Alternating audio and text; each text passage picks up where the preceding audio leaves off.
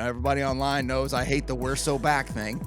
Through Bonnaroo, I know all these people pretty much all over the country, and I can be like, hey, I'm coming through town, and they're like, sure, love to have you. So it's neat having a driveway to park, because sometimes that's all I need. Outside of Bonnaroo itself, it's just a great place to be. If we have EDM Kyle and we have Evan Bonnaroo, how come we don't have Sean Boner?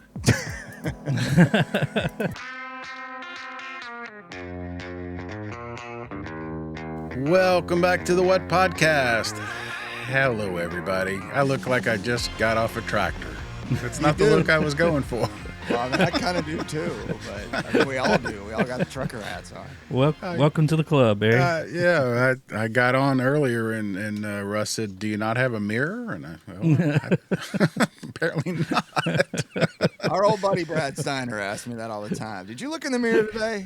Yeah, I did. Actually, Barry, I think you did that to me at Bonnaroo. I did actually. You did. When we were standing around underneath the canopy getting rained on all day, you're like, "Do you ever look in the mirror?" I forgot about that. I don't remember what you were wearing, but it was hideous. It just popped into my head. I forgot about that. It's like, dude, do you not have a mirror? Well, that's me this morning. Tractor Bill. Barry, I'm figuring it out. Middle age is changing, a man. Oh, my God. Anyway, how are you guys? Doing great. Glad to be back. Yeah. Of course, I was back last week, but, yeah. We're going to talk about that. We have a busy show. We're going to recap a little bit. Last week, Corey and Brad talking about Bonnaroo. We're going to get into that in a second. Russ, you went on another walkabout, whatever we want to call it. Yeah, and it's Bonnaroo related, so I was on assignment. We'll put it that way. There you go. And then we're going to listen to some voicemails. We asked people a long time ago. Gosh, what's it, a month ago? Month and a half ago? Yeah. We asked people to call into our special hotline and leave us a voicemail about why you like Bonnaroo. This was right after, right? Wasn't it? It wasn't before. Right after, it was after. I think it was after the cancellation. Yeah. So we were still in the fields, I guess. And so we went, and it seems appropriate. So we're going to listen to some of those. But also, we got a big milestone. Oh, go ahead. Yes, this is huge. We just hit 2,000 subscribers on YouTube. Wow. No, that's great, and we're approaching the same on Spotify. So, right? Yeah, we just hit 1,500 on Spotify. Wow. I went back and dug back into our YouTube channel. We started audio only, which was fine. The first video that we put out was October 2019. We had a crossover episode with Daniel and Charla from the Rubus. They brought a bunch of people up. Remember, we did it at the Moxie. Brian, you were there. I do. We did kind of a crossover episode. That was huge. Boy, it was a put that on YouTube. Too, wasn't it? I just remember it sure was, man. That was fun. Yeah. We just put that on YouTube. It did pretty well. We did a couple more with the lineup reveal. We did that at the Moxie 2 for 2020. And then, of course, Brad moved to New Orleans and the world shut down. So we had to figure out how to do all this remotely. And we kind of just started since we were doing it video anyways, might as well just put it on YouTube. So, and then just so you know, it took us 3 years and 8 months to hit 1,000 subscribers. And then it just took us another 2 years to hit 2,000 subscribers. So maybe in a year we'll hit 3,000 and beyond. So tell your friends and your cousins and everybody else. Let's go. Let's get this thing to 3K. Come on. Yes, please. Yeah, I mean, especially if you got friends or people that that are going to Bonnaroo, maybe thinking about going to Bonnaroo, share it. It really helps a lot getting the word out because, we still run into people all the time that either haven't heard of the show or they miss some information, and you've got to subscribe. So we appreciate it. Yeah. And if you are new, we started in, as said, 2018 as a Bonnaroo specific podcast. We now talk about a lot of festivals. And I was just thinking as you were describing that, Russ, that the whole reason you're actually reluctantly on camera so to speak, is because we went on camera, right? That's right. Your whole idea was to never be. No, when we recorded just audio and it was in person, you guys would be, have the mics, and I was kind of in the background making sure, the levels were good and all that. But once we started doing video, then it's like I'm on screen. Might as well be part of it. So here I am, y'all. Yep. Huge. Love it. And then here's a trivia question for you. So I looked at the stats for people who watch on YouTube. About 50% watch on their phones, which is about expected. Can you guess how many people watch on TV? Oh, wow. With the 50% that's left over? Yeah, you already know 50% watches on their phone. So the rest is going to be computer, TV, tablet. How much do you think people watch on TV? My next step would just be the other 50%. Yeah, another 20. Yeah. Not pretty close. It's 32% watch on TV. Wow. That's huge. I mean, and so what are everybody else doing? They're watching on their. I hope they're not driving. Yeah, they're driving. Yeah. No, the rest is just split up between computer and tablet. Sure. So they're at work or they're on the treadmill or whatever. So cool. Well, hey. Yeah. Hey. I mean, count me in on the amazing. TV guy. Sorry, I didn't dress better. Or on the monitor guy. Yeah, I'm not big on my phone on those things. But however you find the show, we appreciate it either way. So no doubt about that. Yeah, that's awesome. Cool. Well, that's interesting. Yeah. All right. Tell me about last week. That was an epic show. We've gotten so many comments, a lot of views. We had obviously Brad Parker, head of Bonnaroo, and Corey Smith, marketing director for Bonnaroo with C3 Presents. I thought it was great. I thought it was very fantastic. Forthcoming. It was exactly what I wanted personally, which was to get a lot of questions answered, to put a face again with it. I'm glad we didn't pick what's the word? Pile on. I didn't want to recap the pain.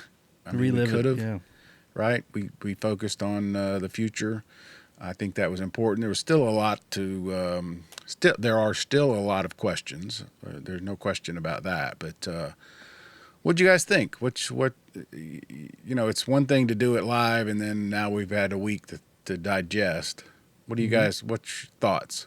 I think they were very transparent and open about their thought process behind some of these decisions, and they were open to admit that they don't have everything figured out yet. They don't know exactly what everything is going to look like, but they want to involve us, the public, as they make those decisions. And like you said, they don't want to make it seem like they're just taking stuff away. They would rather it be up front, and then later on they can add stuff in. So, I think that's a big positive step. Yeah, I actually thought Brad Parker was as kind of reserved as he has been in the than we've had him on before. I mean, not meaning he wasn't answering questions, but he was careful, and he needs to be.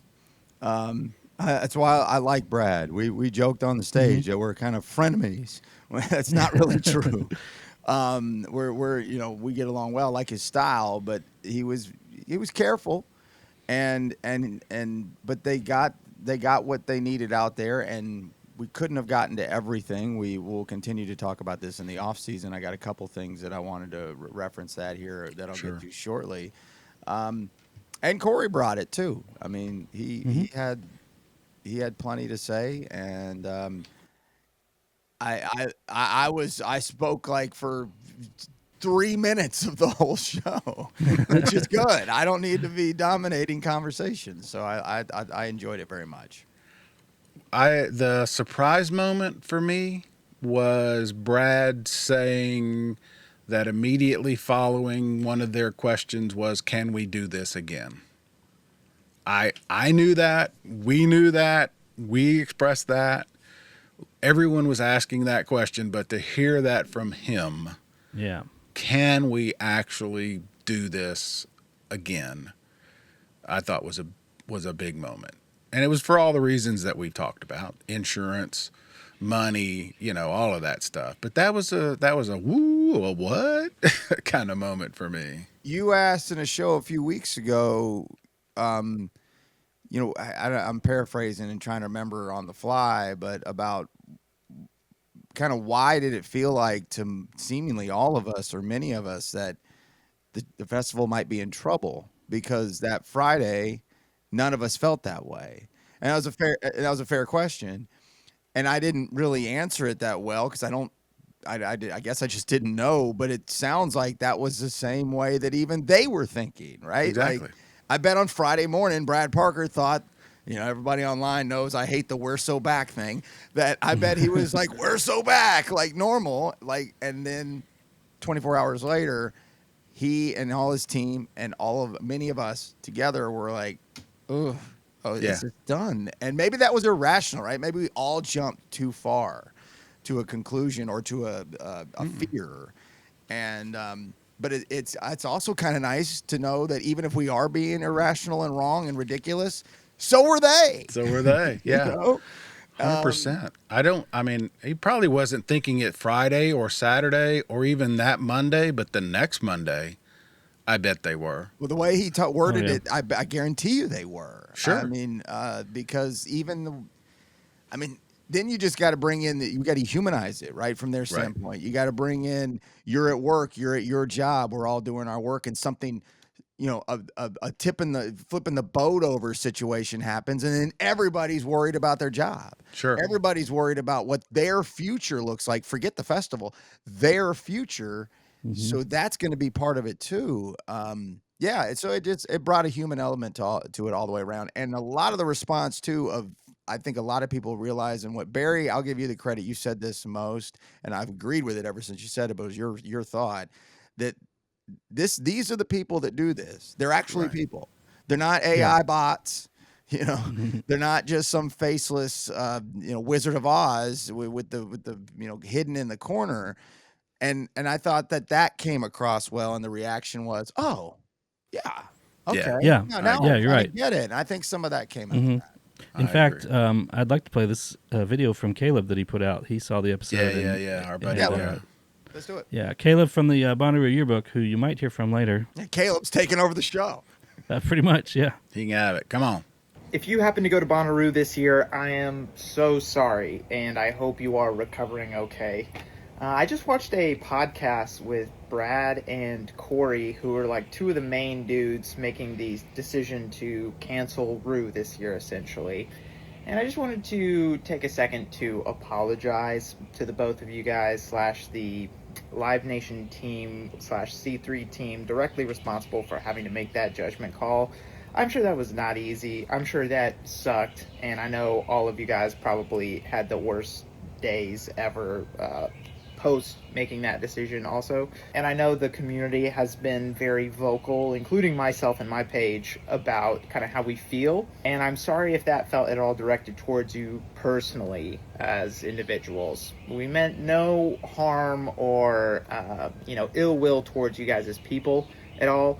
I think we just say, fuck Live Nation as a collective whole of our sadness and grief towards what happened with Bonnaroo this year. So, to all the people who are actually working really hard to make Bonnaroo happen and to give us this experience as a music festival, I think the community can all collectively agree that we still love Bonnaroo. We love the community around Bonnaroo. We were pretty upset with some of the things that maybe happened this year, but we don't need to dwell on the past. Oh my God. We don't need to dwell on the past. Let's focus on the future. We're really looking forward to being there for 2026, and we hope you guys put together something really special to make up for our feelings for last year. Thank you, Brad and Corey and everyone else at Live Nation and C3 who put this whole thing together despite all the logistical challenges and everything. Fuck Live Nation as a company, but big love to you guys for making it happen. I like how he doubled down on that. That's good. I like that. Yeah, that's funny. That's funny. Well, there you go. That's a perfect example of what I was just talking about. Good time and a good trigger finger there, Taco. So. Yeah, I like that. That feels good because I'm conditioned to hate corporate America too. Right? That's just where I default. Right. and it's not always fair. It's often not fair. Oftentimes it's very, very, very fair, and go ahead and do it. But yeah, I thought that was good to come out of that. So we got that. We got Brad saying that, and then later in the interview, Corey said that he had a great week. That's the other thing that kind of jumped out at me was when he realized it was coming back. What a great moment and week that was. And I think I think Caleb speaks for a lot of people in that video. Yeah, I think he really summed up what a lot of people were thinking. Yeah, that shirt he put together to throw out there for purchase that's is pretty good too. Yeah, I like that. That's hilarious. That's pretty cool too. Going forward, there is still a lot of questions. What is Wednesday going to look like? What is Thursday going to look like? I think we heard from them, and I have no reason to doubt that they're still developing that. Right? I mean, the Olympic sort of opening ceremony is interesting. It's interesting. I know, right? I'm not fired up about being jam packed in that field, personally, but we'll see. I'm not overly worried about what they do. It's still going to be a great weekend, and I'm looking forward to 26. But this is just coming from a guy who's butthurt about losing the way Thursday has come together, especially the last couple of years. It seems like they've really put a lot of energy and money, and that's the reason. That's what we're talking about here is money. They put a lot of money into Thursday, and it just began to get to where I really enjoyed it. But I'm way open-minded on that, and I understand what's going on. I'm not mad at all. Me too. And I'm kind of I've made peace with losing Tuesday. I'm okay with it now. I was upset about it first because I love to be there Tuesday, but well, and I'll tell you the reason why. I like to get there early, get camp set up, get everything settled in, and then just sit down and do nothing for can't argue with any of that logic. Can't argue with that. I like to rest up until Thursday rolls around, and then it's time to go. So that's my Tuesday. Not everyone likes to do that. Obviously, I had who was it? Daniel was like, "Oh, hey, come play t-ball or whatever with us Tuesday." No. Wiffle ball. That's not what wiffle ball. Yeah, I would love to play wiffle ball. I would have loved that. I'm only interested in going Tuesday, setting up, and then just sitting down and having a beer, relaxing. I'm not going to do any it's extra vacation activities. For crying out loud, right? It's vacation, yeah. But you know what? I can do that Wednesday just fine, and I can go Tuesday to Common John and do that at Common John Tuesday night, spend the night in their parking lot, wake up and go in Wednesday morning, and I'll be fine. I think that's a great point, and it's a great. We all develop. I mean, we do what we do. Yeah, right? routines. Yeah, whatever. Yeah. We used to go in. The three of us with Brad Steiner would go Wednesday morning because they used to have a media thing at noon. That's and right. then a walkthrough, which was awesome. It was so much fun. It was great. Quit doing that. So, point being, we have done this since the beginning. Bryan and I. It's changed. It developed.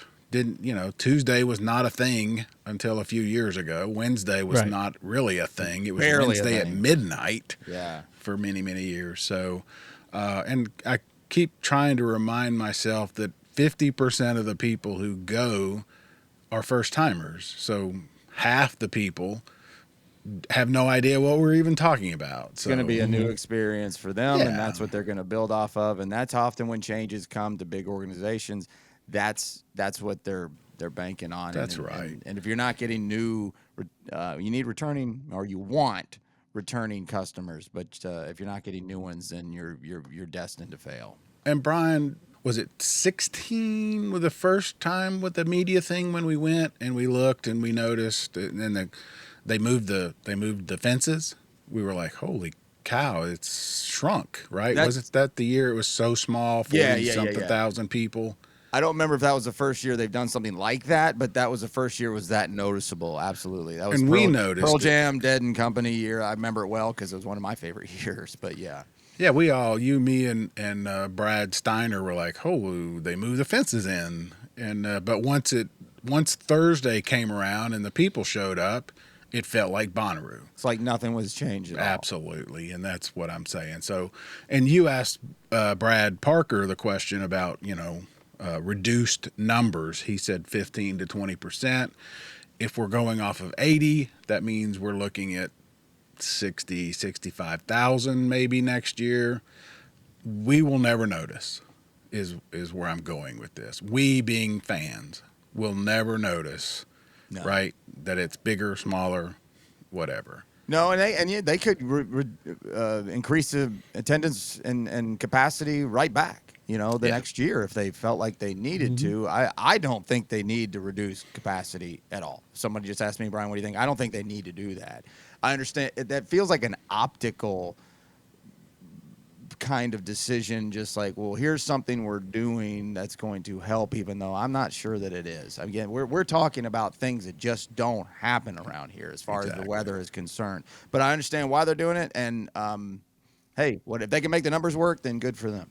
One more thing that jumped out at me during the conversation, and I think you guys noted it too. You asked about ticket price, and he said, and we didn't talk about it then, but he said basically, and I'm paraphrasing, the only thing would be if we go down in price because we don't have the lineup that we think it should be. Did you guys remember that? Yeah, now that you say it, I guess I do. I'm paraphrasing, but it was like a reduction kind of thing. And then he said, we're not going up. I know he said that. He did point out they're not planning to go up, but he did say something to the effect of they always try to match the price to the product. Yeah. If they think they've got an excellent lineup that's worth paying a little more for, that's when they'll increase the price maybe, but... I thought that was interesting. It is. Yeah. I'm not going to get to. That's when big corporate America starts to take over, and Brad Parker doesn't have anything to say about it. Like if there's going to be higher ticket prices, Brad Parker saying I don't think there should be. It's not going to be enough. Yeah, that's a big, wider scope of an idea and an issue within all pricing of all events, and so we'll let that one play out. But yeah, I mean, we're not getting McCartney, we're not getting the Stones, we're not getting whatever. The prices aren't going down either, guys and gals out there. It ain't going to be cheaper. I promise you. I'll bet you $1 right now. Save your pennies. You'll owe me $1. Do we want to spend any time trying to predict what Thursday night's going to look like, or you want to do that later? Nah, maybe later. Just because I just don't. They don't know, right? There's not enough information. They don't even know. Yeah. I don't anticipate it to be anything that's going to blow your mind. But good for them for doing something. And it'll be on the what stage, as we've talked about on here, and most people agree. And it's my favorite. It's my favorite viewing experience of the world. And so, if you're going to put something on the what stage, bring Lionel Richie back, and we'll sing "Dancing on the Ceiling" all night long. I'm fine with that too. Two things I wanted to get to quickly that I made a couple of notes on that are things that have been chatter a lot online that we didn't get to, and. One's Radio Bonnaroo, and the other is infrastructure improvements that people have had a lot of questions on. And I'll start with the infrastructure improvements that we didn't talk about. And it wasn't on purpose. Sometimes we just can't get to everything. We only have a limited amount of time. Just shy of tearing the entire farm up, putting it in its own sewer system and connecting it to either the local sewer system or creating their own septic, standalone infrastructure, which isn't going to happen. There's nothing they really can do. That amount of rain is going to destroy a farm for that many people on it. You can put in drainage, French drains, whatever other drains I don't know anything about. I'm not an irrigation specialist or any kind of landscape architect or artist. But there's just not a whole lot they can do. If you get that kind of rain with that amount of people, it's going to be a pretty big problem. Y'all's thoughts on that? I mean, is it as simple as, yeah? I agree. I think everybody kind of turns into a civil engineer when they hear, oh, we'll just put in drains. That's all you got to do. And it's not that easy. Like you said, that water has to go somewhere.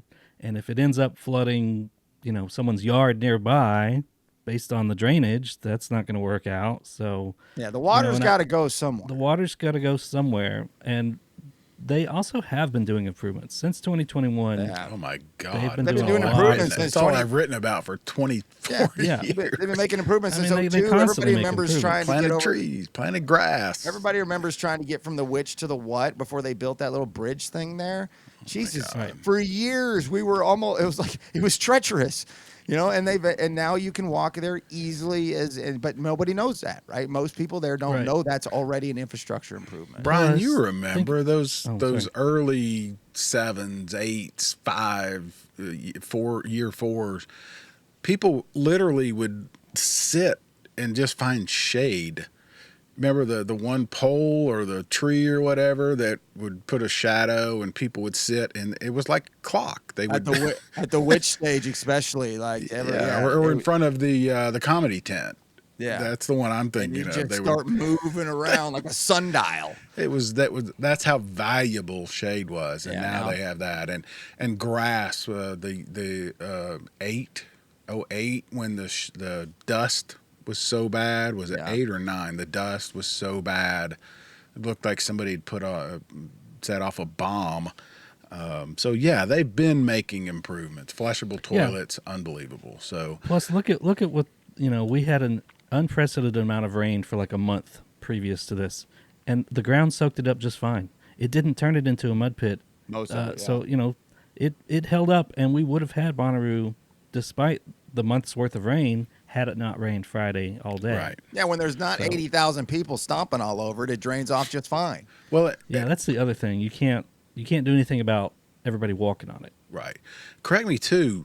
Didn't we have thunder and lightning? I mean, that's the game changer. When if there's lightning, it's over. They are absolutely shutting it down. If it's just wet, it sucks. But when it starts lightning, that's when they panic. It was just a perfect Yeah. sorry for the pun, storm. I mean, like it was just it all came together in the absolute worst way possible. And how to get information out to people when this happens leads me into the other discussion on forums here and there, Reddits and other places about Radio Bonnaroo. Speaking of things that we used to have that we don't have that many of us loved, it was one of my favorite things of the event from an industry side and just a geek outside of the industry I've been in or was in for 2 decades. And the argument is absolutely valid. As far as having the Bonnaroo radio station that was just an extension of Lightning 100, an independent rock station out of Nashville. And it would take over 101.5 Fantasy Radio. It might be called Rooster Radio now in Manchester. And I think outside though that was a COVID cut. It went away after COVID, and I was upset for like that long, and then you got over it, moved along. We found the situation when Radio Bonnaroo was at its utmost importance. Most any other time of the day, with the way technology has taken over young people's lives and all of us not so young people's lives, Radio Bonnaroo didn't really serve that much of a purpose. There wasn't a ton of people sitting around at their cars listening to me play an hour of Pearl Jam in 2016. I'd like to think the whole farm was listening to me, but they probably weren't. They were. I was there. I took pictures. Yeah, I know. It was fabulous, but I don't think that many people on the farm cared at all. And so losing that it sucks for me and many people who like to do it, and a handful of people in the crowd that enjoyed listening to it. But I started going back through Bonnaroo's Twitter last night, and just looking for thought starters, and got down to the time when they were putting out the cancellation and all those things. And I'm sitting there, and I kind of had a reliving moment as I was thinking about things to talk about today. And I was like, there's a good chance nobody saw any of this stuff, because everybody's at their cars, everybody's using their phones at the exact same time. Your phone's not going to work. And there's some nightmare stories out there, some nightmare stories that I've actually been. I don't even want to stomach some of these stories. They can get so bad. And if you had Radio Bonnaroo, that could have been a 24-hour update central, and that would have been a really, really, really valuable thing to have. But I'm telling you guys, it's not coming back. Well, why? And I'm asking out of ignorance. You're a radio guy. I mean, I know radio people, they're built for remotes. Is it expensive? Was it? I mean, I know they did the whole hay bales and it was a whole Yeah. studio but I mean, is it who's paying for that? Was it Bonnaroo paying for that? Was it the radio station paying for that? Is it both? Is it just inconvenient? I mean, why can't we? I get with the newspaper. I mean, that's an expense. But how expensive is putting a radio in there? I mean, that's a great question that I, even though being in the industry, I'm not qualified to answer. I don't know who and how and those that synergy comes together. But you're also talking about throwing a bunch of yahoos on an FCC license. You know, like they staff that thing 24 hours a day. Yeah. And once you give them, it takes a minute to work. I did this for years trying to work my way in. It took me a half a decade. And when I finally did, then it was like, hey, yeah, cool. Can you come more? Because they have to fill 24 hours. So once you get that, you'll work for free. You're in. Come on in. But at first they're a little reserved for all the reasons. Like, we don't want to let anybody. Yeah, we're not going to give you a microphone. But as soon as they know a little bit, then they're encouraging because they have to fill 24 hours a day for 6 days. It went into to Monday. And so you're bringing in a bunch of people who you don't really know. You think you do. You hope you have faith in some of them. And FCC licenses are very, very fickle. I mean, you can't just say anything. You can't just do anything. They got away with a lot. Now, I know the FCC, we don't have time to explain what it is if you don't know, but it's a pretty antiquated, ridiculous thing. That's a good point. No, I get what you're saying. But so I have if there's something that goes down, somebody loses it, starts blabbing out explicit language and saying all kinds of wacky stuff, that could come back and be major fines. It could come back on the radio stations. Bonnaroo themselves, it could be sued. There's a lot of legalities. That's the only thing I know much about it all. But as far as what things cost, I don't know what. But I real quick to wrap this thought up is that the one thing I thought that they could do easily, and this is me just making stuff up here, is they still do have a very close connection with Lightning 100, and if they could bring Lightning 100 on in a remote style setting, like, we're going to the Arby's, come see us for a couple hours, but do that for the whole weekend. And if something like this happens in emergency situations, they flip off their station, they flip on the live booth that they have set up at Bonnaroo, and now Lightning 100 point, even though it's not a very strong signal, it might not make it to Manchester. But here's your signal, here's your information source. That I could see as being a very, very an easier thing to hope to happen.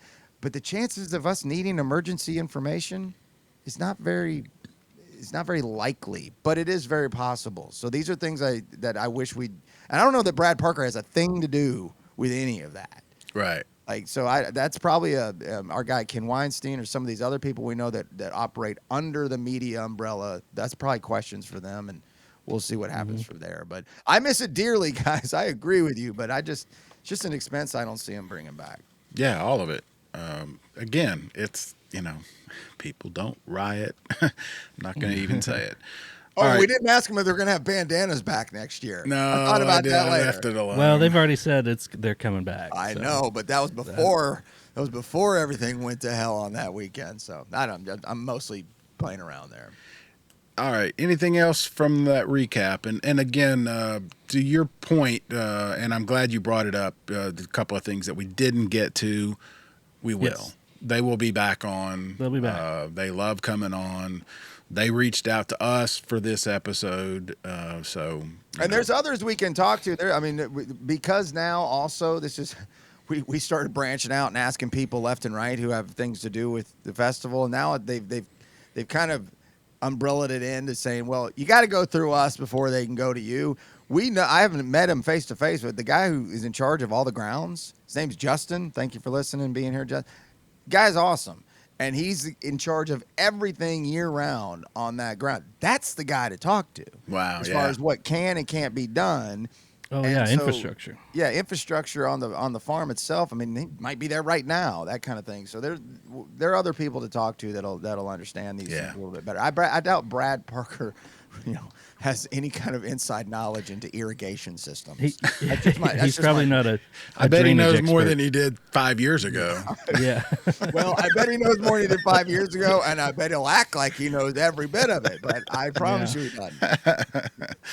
I love it. Well, they were so great to come on, and that was a lot of fun. So It was. Mm-hmm. all right, let's take a break, and we'll come back, and we're going to hear about Russ on the move.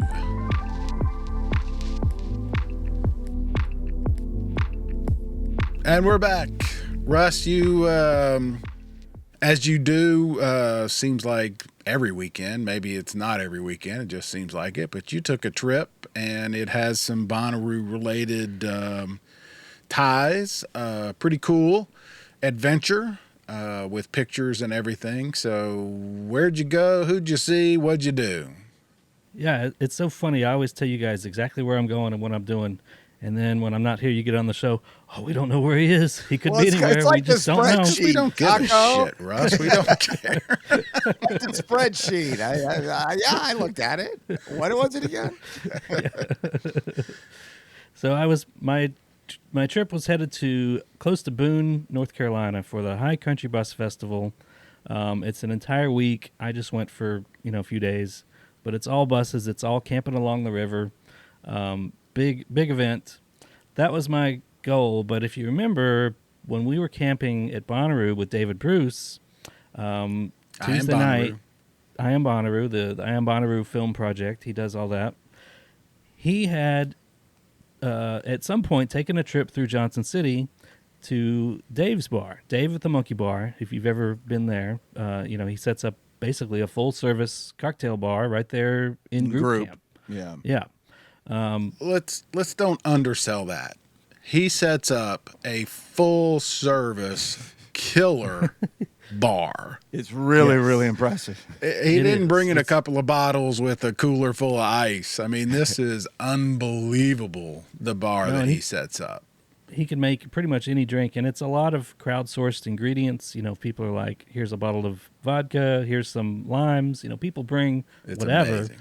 And then he is so good at mixing drinks, he can just be like, okay, well, I can make this drink and that drink and whatever you want. So it is really cool. Well, he also co-owns a bar in Johnson City called the Little Magic Bar, and it's a kind of a fancy cocktail bar, very disco, retro themed.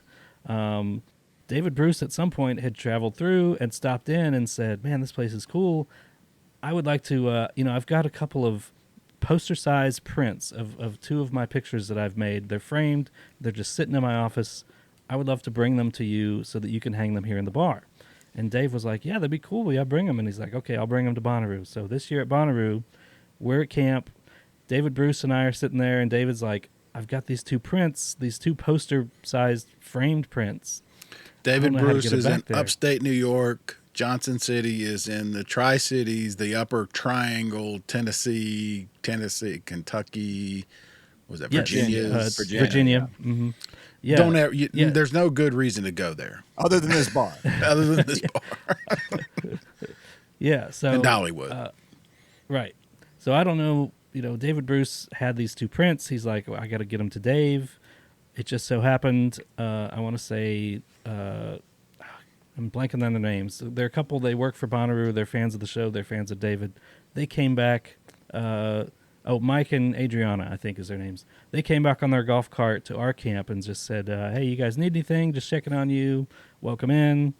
And David's like, actually, could we get a ride? Because I've got these two big things I got to take out to group. And they're like, sure, come on. So we got a ride out to group, got to hang out at the Monkey Bar. Dave made us some drinks, kind of a signature cocktail for David, who likes his thing. He likes whiskey. Dave made him kind of an old-fashioned type drink called the I Am Bonnaroo drink. We drank those, delivered the posters, so it was all good. So back to a couple weeks ago on my way to North Carolina, I was like, I'm going to be driving right through Johnson City. I want to stop at this bar. I got to see the bar, and I got to see the prints up here. So I got in touch with Dave. he was like, "Yeah, I'd love to see you. Come on by. You know, we'll chat." So came through Johnson City, came to the bar. Honestly, it's a great bar. It was karaoke night that night, so lots going on. It was packed. I think this is like the biggest bar in Johnson City. I swear. It probably is. Yeah. Anyways, Dave's like, well, you know, I just live a mile away from this place, so if you want to come park overnight, you know, I'm cool with that because I needed a place to park overnight. So followed him to his house, got to see his house. He made some drinks, got to sit in the backyard and drink some beers and just talk Bonnaroo and, you know, have a good time. So the next morning, got up, finished the trip to North Carolina for the High Country Bus Festival. So that was the Bonnaroo part, which I just think is so cool. You know, through Bonnaroo, I know all these people pretty much all over the country. And I can be like, hey, I'm coming through town. And they're like, sure, love to have you. So it's neat having a driveway to park because sometimes that's all I need. Well, with that bus, that's absolutely true. Yeah, that's definitely cool. That's cool. Very But, cool. yeah. Those pictures, I know we're going to post them. They're beautiful. They look great in that space. So Yeah, he's got the perfect spot for those pictures. It looks great in the bar. And so, yeah, I mean, made it to North Carolina. It's up in the mountains up there, easily 10 degrees cooler. And that is, I love going up there, especially when it's this hot during the summer, just to be able to go up in the mountains and just kind of relax and cool off, park right along the river, camp there. We did like a 2-hour float down the river. It's a couple miles. And just hang out and drink beer and camp. And there was a band Saturday night. They had some originals, but they also played a lot of Grateful Dead cover songs. It was really cool. These guys were good. And there was like a glow parade. Everyone had glow sticks and glow light up stuff. So Jeez, it sounds like a bunch of Bonnaroobians to me. That sounds good. It sounds good. Yeah, it was pretty much in the spirit of Bonnaroo. It was very fun. awesome. Kind of made up for the what was cut short from me in June. So, yeah, I've been able to do a bunch of these little trips, and Nice. hopefully get to do some more. I think that's cool. And you make a great point. All the connections in the community and everything. It's amazing. Well, to that point, real quickly, I'll recap my Friday night. Just right. super briefly. I bought tickets to go see the Drive-By Truckers. This is actually a Drive-By Truckers hat, and I know a little political, sorry. But I bought them so long ago and forgot all about it up at the Caverns, which has quickly become, Pelham on the Mont Eagle cave venue. We've talked about it a lot on this show, and you're probably familiar with it. It's quickly becoming my favorite place. I mean, it's just me too. outside of Bonnaroo itself, it's just a great place to be. Like, no matter what's going on. So I bought these tickets, and then it got here close, and I was like, oh, God, all right. I get truckers again. Okay. And so I just ran up there by myself after work, and just beautiful, so much fun. I didn't talk to Todd Mayo, who owns a joint, but I talked to, I'm so sorry, I can't remember names, but Jeff? Yes, it was Jeff. Yes, it was Shout out Jeff. to Jeff. We talked for quite some time down in the pit waiting on the show to start. That was nice. And then I ran into our buddy Sean from Kaufman, I believe is his name, from Sean Kaufman, from the Church Church Boners. Boners. And he's a big Alabama, North Alabama music head. Like there's an umbrella of the truckers that has a lot of bands that most people have not heard of, and he knew all of them. And so that was fun to talk about that for a few minutes. Deer Tick opened the show. Never seen Deer Tick before. Oh, People they're good. yeah. That was a lot of fun. So that was definitely cool to mark that off the list. And then the truckers they were great, but just another trucker show. So if we have EDM Kyle and we have Evan Bonnaroo, how come we don't have Sean Boner? Sean Evangelical. Yeah. I'm good with it. Church Sean. Yeah, Church Church Sean. Sean Boner. Boner Yeah, Sean. Church Sean. What's He texted me. What's it going to be in my phone? Right. He texted me. I got to change him in my phone now. Church Sean texted me. Church and Sean. said, There hey, it is. I'm headed up to this Drive-By Truckers show at the Caverns, and I thought, oh, that's cool. And I thought, I wonder if Bryan knows. And I was like, Bryan absolutely knows. If Drive-By Truckers are playing, he knows. He at least knows about it. But I hadn't told anybody I was going because I forgot. No. Yeah, and I thought about telling you, but I was like, yeah, there's no point. He already knows, and it's I probably forgot too late I at was this point. going. But Sean also told me he's going to be there for Cave Fest in a couple months in October. Which our plan is to be there, right? Our plan is to be there. Yep. Awesome. But the place looked beautiful, and it was the actual. I was talking to Jeff. He's like, I was trying to remember. It's like I've been here like 5 times, and I don't think I've actually seen a rock show down here in this cave. And I was like, I feel so stupid because I can't remember. I was like, sorry, man, I'm a little stoned. I can't remember anything. He's like, don't worry about it, man. We all are. Like, good answer. Fair Sorry enough. if we need to cut that part out. That's on you. But it was a Yeah. it was a fun time. Fun time. So good to see Sean Awesome. and Jeff and everybody else.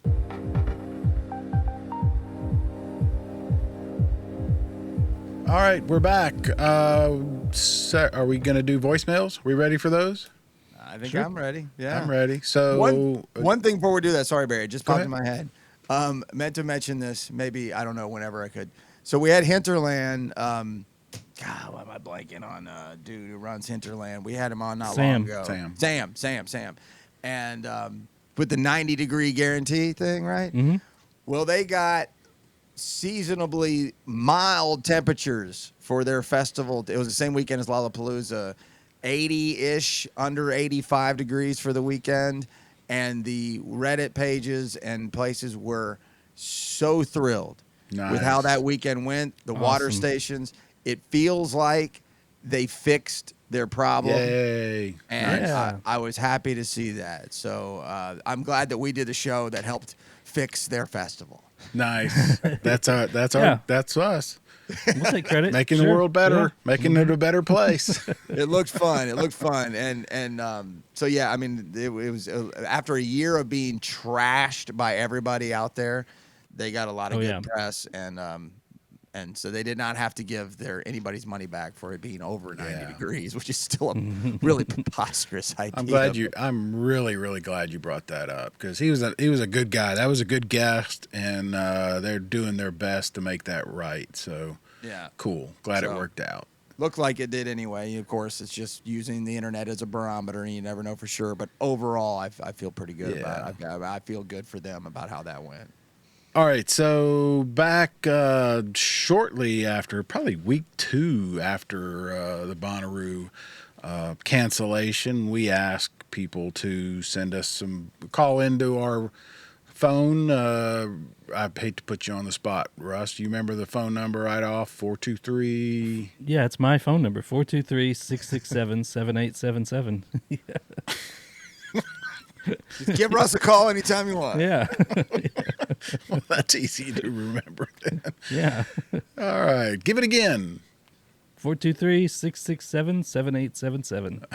All right, so we asked people to call and tell us why you care about Bonnaroo, right? That wasn't that the question. Basic. It was pretty open ended. Yeah, and then Yeah. use that number for anything you want. You know, Yeah, anytime if you're bored, go ahead. Yeah, talk about my stupid hat, my whatever. But anyway, we've been threatening to play some of those for weeks and weeks and weeks, but obviously we've had news. But today we're going to play some of them. And Bryan, you've got them queued up, so let's play the first one. Yeah, we'll jump right in with Drew. Hey guys, Drew from Birmingham, Alabama. I was just calling to tell y'all I love the podcast, and what I love about Bonnaroo is the fact that it's just that time of year where you can just let go, forget about work, get things going, so that you can just listen to music, have a good time with friends, meet new friends, make lifelong friends. Love you guys' show. Have a good one. Yeah, and that's what we were asking for. Sorry, we put these together a few weeks ago, so I can't remember. But yeah, what does Bonnaroo mean to you? I think that's the theme nice. of most of these. So thanks for calling, Drew. I think we hear that a lot. You can be yourself. I mean, that's basically it, right? Yeah, and that's one of the things that made it so difficult about the early cancellation was I got to go back to the real world. Yeah. I wasn't planning on this. Yeah. And I was everybody had hoping to, just settled into their Yeah. magical escape from the somewhat hellscape of our lives, and then we had Yeah, to leave in exactly, the worst exactly. conditions. We'll jump to Kenny here real quick. Hey guys, my name's Kenny. I'm from Arizona. I discovered Bonnaroo in 2016 and went 17. Upgraded that year to RV. Best experience ever. The first year, I couldn't stop talking about it. I got that bug, and it just led to that second year, and it's just become such a part of my daily lifestyle, the way I look at things, I compare things, and there's so much magic to it. You know, I hope that the Bonnaroo spirit stays alive. I think it will, because we're all sold. I mean, we're there. But anyways, thanks guys I've been listening to you guys since day one, and it helps kind of cure that bug that I have here in the hot sun of Arizona. But thank you guys for doing what you do, and Lord Taco rocks. Look at that. Look at that. One of your many fans all over the Thank country. you. I like that, From though. Arizona. Yeah, Arizona. He's first year was 16, buried what we were just talking about. Yep. The attendance way down, could be and scorching hot. Scorcher. Oh my God, yeah. 95 plus every day. Like not 90 and 96 it might as well be 100 more degrees. Correct. And he went to that and loved it, and then went the next year, which was 86 degrees for a high and all pop music. Like, Yeah. so he got 2 different years and was in love with both of them, right? Like that shows you how much this thing can change and still keep that magic. Arizona can't be any more further from Middle Tennessee, that's for sure. That's a good point. But he also brought up what we talk about all the time is we talk about it all the time. You know, it's like how many your coworkers are like, please God, stop. Enough. Enough of this. Yeah, and so I mean, he went on quote unquote one of the worst years. Yeah, and right. Had time Never of Not life. Great. That was that was where it came from. Never Not Great. 2016. All right. Yeah, you're right. That was the year. Yeah, we sat out in the camp with Ken. That's right. Let's go with Jonas. My name's Jonas Powers. Been going probably 6 years, since 2017. For me, Rue is just a place where I can do something really crazy and funny and weird, and I can be like make a scene and make a memory in people's lives and make a spectacle, and then I can walk 5 feet and no one has ever seen my face. You know, I can be a total enigma and make an impression and then start over and over and over and over again. I can tell the same joke, 500 times that weekend. Guess what? Chicken butt. I don't know. I just feel the freedom of the freedom to recreate myself over and over again, which I just love so much. Happy Roo. I like where you're coming from, Jonas. Except I would add in there, I can be an enigma or you can be an ass clown and tell the same joke over and over again. I know that guy. I know you, Jonas. I've never met you. I know that guy. I've probably been that guy. Yeah, that's funny. That's a good one. All right, what else we got? Let's see. We'll go with Ryan. Called the phone line. Hey y'all, my name is Ryan. I'm from Murfreesboro actually, and just what Bonnaroo means to me is a place of ultimate freedom. It's truly special, the space that is created by all of the attendees out on the farm and just the energy that's there. It's one of the most accepting places I've ever had the pleasure of experiencing. And also the other stage, that EDM culture means so much to me. And I think Bonnaroo plays a really, really big part in the development of the greater Nashville EDM culture as well, through having some of these really, really big artists make their way out to Tennessee and kind of get our name out there. But thanks, y'all. Love the podcast. Thanks, Ryan. Yeah, I've heard a little bit of that Nashville's EDM culture has built to a level that I might not exactly understand, and that's interesting that he accredits that to Bonnaroo. I had no idea that that Nashville has an EDM culture. I mean, you think of country music so much associated with Nashville. It's hard to associate any other music genre, especially EDM, That's amazing. I had no I mean, idea. it's exploded there. I mean, they call it the Los Angeles of the East for a reason. You know, it's Yeah. like there's so much going on in Nashville, and rock and roll culture is still there. And We need to explore that further. We talk about taking Bonnaroo Radiate Positivity away from the farm to where you live, but I haven't really considered taking maybe music that you've discovered to where you live, or how it impacts. That's an interesting. it is an interesting thing. Our mutual friend Mike Dewar books a couple of clubs here in Chattanooga. He might be somebody we talk about, because I know that's not his thing. EDM, he's with us. It's not his thing, but he's booking it because that's what people want. So, but understanding what the book is, we should drag him on the show. He'd probably be kicking. I'm surprised we haven't had him on the show before. I mean, what a no, great... we will. That's an interesting topic of, like, taking that away from the farm to where you live. So cool. Thank you for that call. Yeah, we got a appreciate few more if you want to keep motoring on here. Let's do it. These are, a lot of them are nameless, so I don't know who you are, but thanks for calling, and here we go.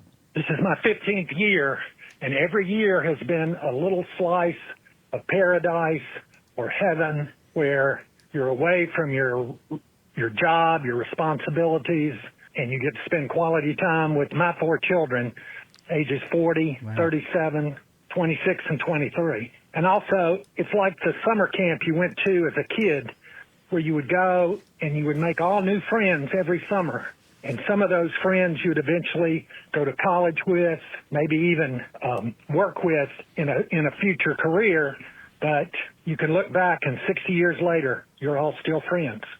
Thanks, and have a great day. Happy Root. Thanks for the call. Maybe that's a problem in my life. I didn't go to any camps when I was in youth, and I didn't have anything to do with a fraternity when I was older. So that's why I have no friends. Maybe You don't have kids, and I don't have any career prospects. What do you do? What value do you? I can talk into a microphone whenever you want, Barry. That's it. Hey, you got us. We're here for you. We're your family. It's the only thing I can do. No, how sweet was that though, man? To be able to go with your grown ass kids. Yeah, that's pretty cool. Yeah, aged 40 down to 26. I think is he the cool? dad. Do you think that guy was always the cool dad? Or do you think Bonnaroo makes him the cool dad? I bet Bonnaroo had a helping in making him the cool dad. That's my guess too. Yeah. I bet in the 90s he was a hard ass. That's just a guess. So if we interviewed the 4 kids, it'd be like, when did dad become cool? I don't know. What year did we go to Bonnaroo? I love it. Yeah, you guys, one of you kids call that number and let us know when did dad become the cool guy? Exactly. I want to hear it. I love it. All right. Also, don't have a name on this one, but thank you for the call. Hey guys, this was my 4th Rube, and what keeps me going is the community and the love that everyone has on the farm. I've never experienced that much community and love anywhere in the world, anywhere I've been, and there's nothing like it. My first year I went, I knew that I would be going back, and there's been some crazy that's happened since my first Bonnaroo in 2019. We had COVID and the hurricane year, and this year I think it hurt a lot more because the majority of people were already on the farm. We could taste Friday, Saturday, and Sundays, not only music, but more what I was talking about with that community and the love, and I think that's why people are, this year specifically, I mean, it's also still very fresh, of course, hurt, I think, more than the hurricane year, but yeah, it's just the love on the farm that keeps me going every year, and seeing you guys this year was definitely the highlight of my Bonnaroo this year. I watch you guys all the time, and you guys are the embodiment, I believe, of that community, and you show all the positive aspects of what it means to be a Bonnaroovian, and I'm just very thankful to be able to watch you guys. Well, thank you so much. Wow. What a nice call. Thank you. Wow. How sweet. I do want to apologize that the weekend got so bad that we were the highlight of it. But yeah, I don't think that's a good thing. No, it's not. Good point. It's not. That's a great point. Hopefully next year will be better for you. and hopefully we'll see you again next year, and it won't be your highlight. Yeah. Nice. But thank you very much for the That was call. very We got nice. 2 more, I believe, here. Let's see. Also got. Sorry, I got to go through this list. Yeah, we'll go with this one. I don't know the name either. I apologize, but thank you for the call. Where do I begin? It's really more of the people, the vibe. We love the farm. It's safe for females. It is the only location that I have found as a female in her 30s where I can walk around without having to feel like I need protection. My husband feels safe enough to allow me to wander around at 2 o'clock in the morning on the farm and not have to be worried that I'm going to get injured or hurt or anything like that. It's a safe haven for females, for people, for anybody. It gives us an opportunity to be our authentically true selves. It is more than the music. It is the people. And y'all keep it up. We love y'all. We watch you every week. Thank you from the bird songs. Yeah, I've been telling that to people. We talked about this at the panel for 2 decades. It's not a dangerous place, No.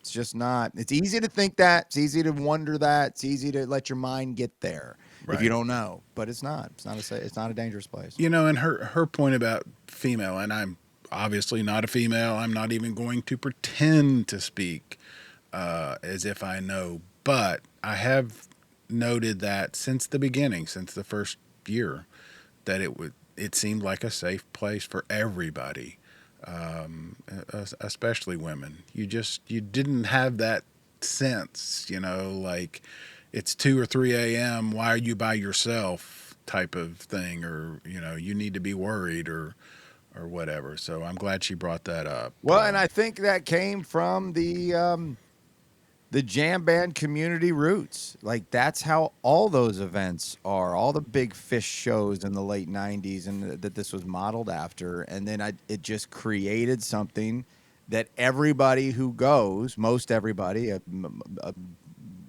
huge majority, buy into the minute they get there. Yeah. There's some assholes everywhere. Just go anywhere. There's assholes everywhere. But I mean, generally, it doesn't feel like the place someone's going to see something bad happening and just be like, oh, okay, we got to get out of here. Like in New York City or something. Like, oh God, what's going on? Let's go away.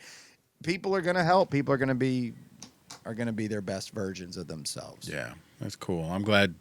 Thank you for the call. Thank you for those comments. Yeah. And one last one, we'll let Caleb, the yearbook guy, bring us home. The show takeover of Caleb will wrap up our voicemail segment for this week. Hey there, this is Caleb with the Bonnaroo yearbook, and I just wanted to say Bonnaroo has a community element like no other festival that I've personally been to. I've been to big music festivals like Coachella and Lollapalooza multiple times. I've been to smaller music festivals around Atlanta. And the community aspect of Bonnaroo is just so special. I mean, anyone you go up and talk to, you're going to have an incredible conversation and meet some of the coolest people you've ever met in your whole life. And that's what Bonnaroo really is to me. The music is great, the art is great, but the people are what make it at the end of the day.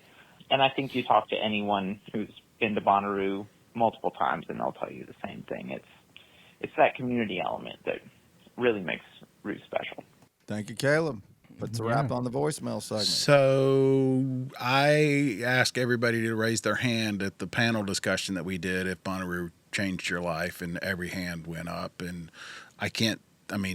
all 3 of us fit into that category, but Caleb is right there. I mean, if you guys want to go back and listen to his interview with us a couple of months ago, this was a very, I'm not speaking out of turn, a very introverted person, and Bonnaroo and his Bonnaroo yearbook, he's a different person. He is. I mean, based on what he told us, we can start there because he told us. But even if he didn't, you can just look at his Instagram of his yearbook page. That ain't an introverted guy. No. Right? I mean, he is all over the place, and he's got pretty good numbers, and he gets good engagement.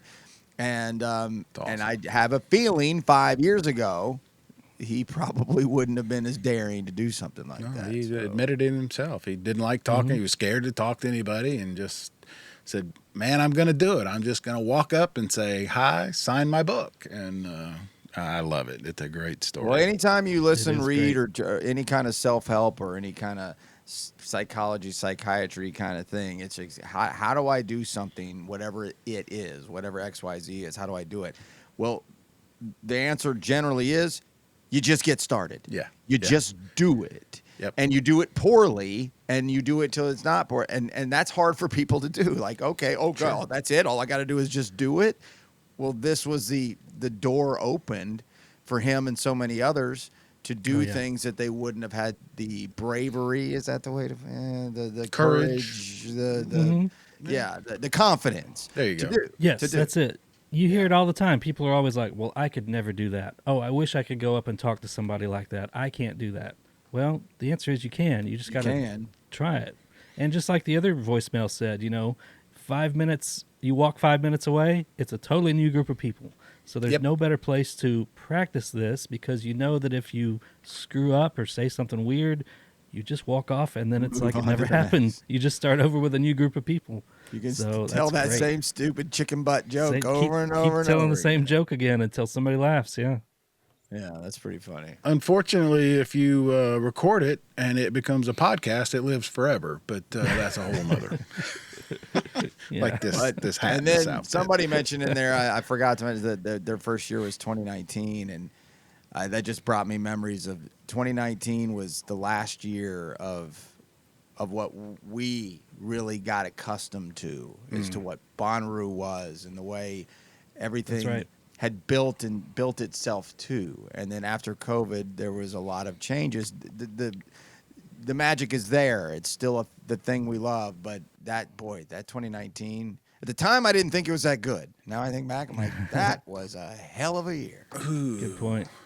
That may be another show. Write this down. We need to do a show about the changes, because you and I, Bryan, can do it. Russ, 2018, you can certainly speak from that. But I mean, we've been through every iteration, right? I mean, my first years was camping, there was no shade, and then we got into the what is now 9.3 whatever the 931.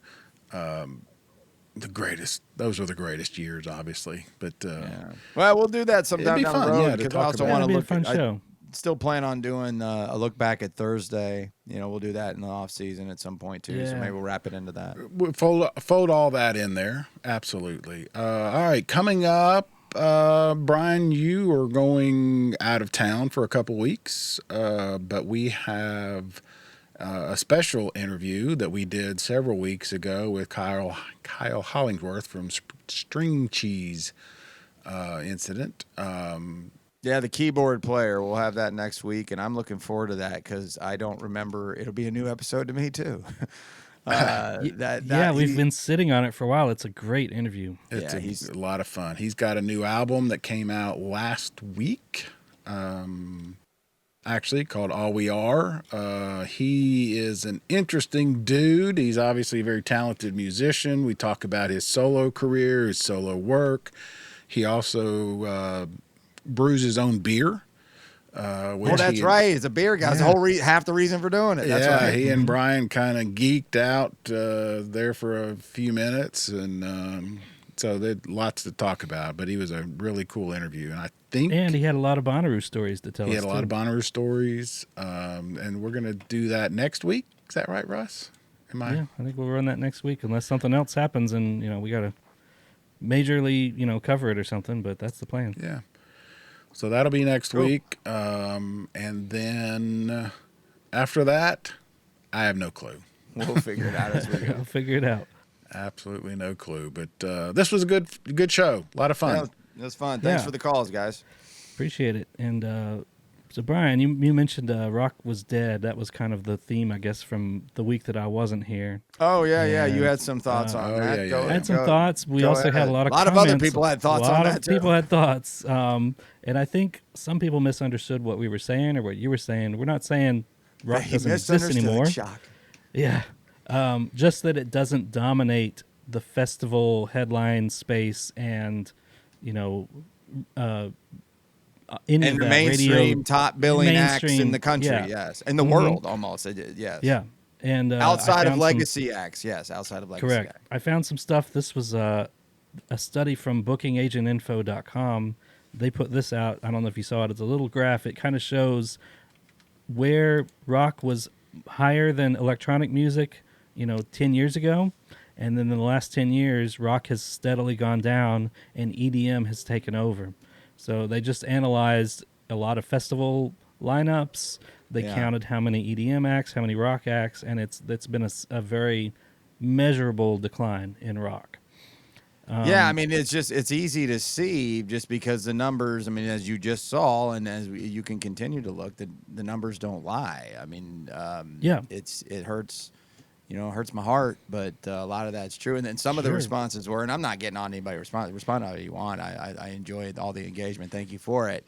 But like, well, I mean, Korn and Metallica and this, I'm like, yeah, that's not what we're talking. Korn and Metallica, yeah. I mean, nostalgia sells. Nostalgia is a very, very profitable brand. Sure. Right. Show and me nostalgia the band. is bigger than rock. I mean, there's nostalgia for anything. Sure. I mean, we're almost in Taylor Swift nostalgia era. I mean, she's still putting out music, so that's a bad example. But I mean, yeah, I mean, Oasis is the biggest thing on the planet. It's not an example of rock and roll doing well. Right. It's why rock and roll's not doing well? They're not playing one song on that set list in Oasis Mania right now is from this century. Every other song, I'm glad you mentioned that. That's interesting. 20 other songs are all from the 90s. They have 4 albums in the 2000s. Wow. One song. One song. So that's a wonderful thing to see. I'm a big fan, and I look at it in awe every day. Yeah. But that's the example of rock not doing well, not the example that rock is thriving. And so, yeah, that was the point. Yeah. And did you see Live Nation put out a thing, too? They said rock and heavy metal are kind of dominating the arena, tour sphere right now. It's up 14%. And and it's because of acts like Metallica and Deftones, and it's a Paul lot of these like McCartney's legacy. hitting the road again. Yeah, but specifically with rock and heavy metal is up 14%. And Yeah, but there's not a new heavy metal act out there. it's all legacy, and they've all figured out they can make more money going on tour rather than hitting festival circuits. Yeah, Creed. Exactly. That was another point we made over the year or over the time. Is that how the festivals get booked? But Creed is a monster ticket right now. Yeah. Even Nickelback's been a monster ticket. But these are 40-somethings who want to relive their youth. Right. Correct. Yeah. I looked it up. So I'm going to ask you, what was the last rock song to hit #1 on the Billboard Top 100 charts? Oh, my God. This is a great trivia question. That's a good one. I think you'll... the last song to hit #1 on the Billboard Hot 100. Mm-hmm. I'm gonna need a hint. Is it a Chili Pepper song? Nope. Is it this century? Barely. Barely. Okay. Boy, now we got it. Then we might start having to have a debate on what rock acts are at that time frame. I would say, God, Creed was probably not really doing #1 hits at that time. I'm gonna say Nick. Was it Creed? Creed in 2001. They were the last #1 rock act to hit #1. Was it a song in particular, an album, or you just How You Remind Me? Creed, oh no, that's Nickelback. That's Nickelback. Oh, okay. I got it wrong then. Sorry. Okay, so my guess was closer to right, but they're basically the same band. Yeah. How You Remind Me was a monster, and that was 01. Right? That was 01. That was the last rock #1. That's a great trivia. I make my case. Yeah, I think that says it all. Wow. However, this Smashing Pumpkins album last year that came out, 2024, Agore More May, I think that's the best rock album I've heard in forever. I've listened to it too. It's good. It's best really rock, new rock show that I've seen was Jossie at Barrel House Ballroom. Oh, good point. Yes. That was a great show. Yeah. And flamboyant dude from the Yeah. Isn't he a British guy? no, hell no. He's from West Virginia. Jesus. He got his ass Right. whipped in West Virginia. Yeah, we got to get him Way on the wrong show. there. Yeah. That's a great show, guys. If you can Yeah. see it. Anyways, speaking of the surveys, GYASSI, right? Jossie. yeah, it's a weird spelling. But back to the survey, that's who I wrote in. I put in Smashing Pumpkins. I think they would be a great rock headliner for Bonnaroo. That'd be good. Probably won't happen, but you know. Probably not. But it'd be great. Yeah, I mean, it's just the way music's gone, and I just see it continuing that way. It's just like, I mean, I started to think of when there was people talking about this, and in the comment sections, who are the acts that we could even bring up, like to discuss, and I could barely come up with any. Cage the Elephant is one, but they're not. I mean, they're close.